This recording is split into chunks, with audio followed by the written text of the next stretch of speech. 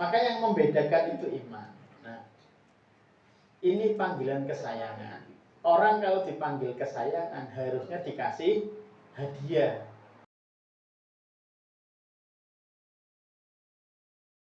Ayatnya adalah kutiba alaikumusiyam, diwajibkan atas kamu untuk berpuasa. Nanti kalau kutiba alaikumul qital, misalnya diwajibkan atas kamu berperang, maka yang bisa melakukan itu hanya orang-orang beriman saja. Ya. Ya ayyuhalladzina amanu qu anfusakum wa ahlikum nar. Maka yang bisa melakukan itu pasti orang beriman. Dan ini adalah terkait dengan taklif, beban. Kutiba itu kan kewajiban, itu kan beban. Nah, maka dan ayat-ayat yang diturunkan di Madaniyah itu rata-rata adalah beban syariah. Maka tidak semua orang bisa menerima beban ini kecuali hanya dengan iman. Kalau sekedar hanya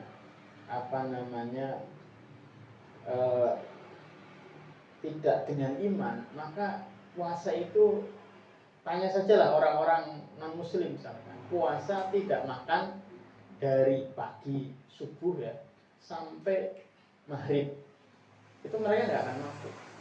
Karena kan ada dulu itu seorang mualaf itu ya, dia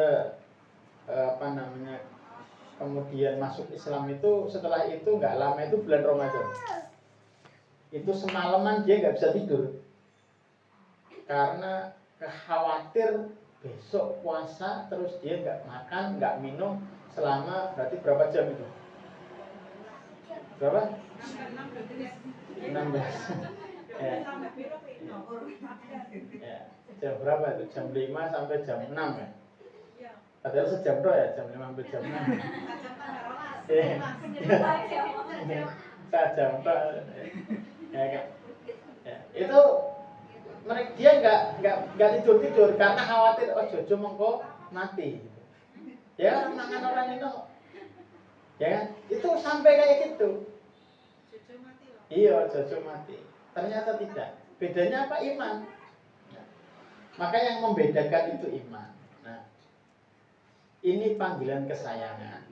Orang kalau dipanggil kesayangan harusnya dikasih hadiah.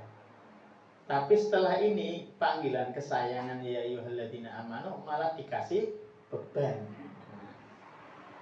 Jenengan yang disayang, dipanggil sayang sama suami kan biasanya mbok pantingai. Iya. Malah tinggal beban. Ya pas berarti ini pas. Ya. Pas sesuai berarti. Ono karepe. Nah, supaya agak ringan, orang dikasih beban itu, ya ini polanya kayak ayat ini. Kama kutiba alal ladzina min qablik. Ya kan? Sebagaimana diwajibkan atas orang-orang sebelum kamu. Ini sebenarnya kalimat yang meringankan orang-orang yang mau dikasih beban. Nah, maka ini pula lah yang harus kita lakukan ketika kita mengajak anak kita untuk menerima sebuah beban. Ya. Bagaimana polanya? Sama ya. Dikasih tahu biyen bapak yo puasa, pasile ibu yo pasile puasa. Kuat ora Bu? Kuat ya kan. Masmu sing nomor 1 yo mau cileke latihan puasa. Ya kan? Kalau kayak gitu, oh berarti kakak-kakak saya dulu itu bisa puasa, orang mati juga ya kan. Nanti saya bisa, kan begitu. Benar apa tidak? Nah, maka kemudian yang terakhir Allah sampaikan la'allakum tattaqun. Ya, agar kamu bertakwa. Ini adalah reward ya. Ya ini juga jadi pelajaran bagi kita. Polanya adalah ketika kita mau memberikan beban, sama panggilan dengan panggilan kesayangan, dikasih beban, kemudian dikasih tahu juga bahwasanya pendahulu kamu juga melakukan hal yang sama, setelah itu dikasih reward. Lah kalau bentuknya perintah itu kasih reward.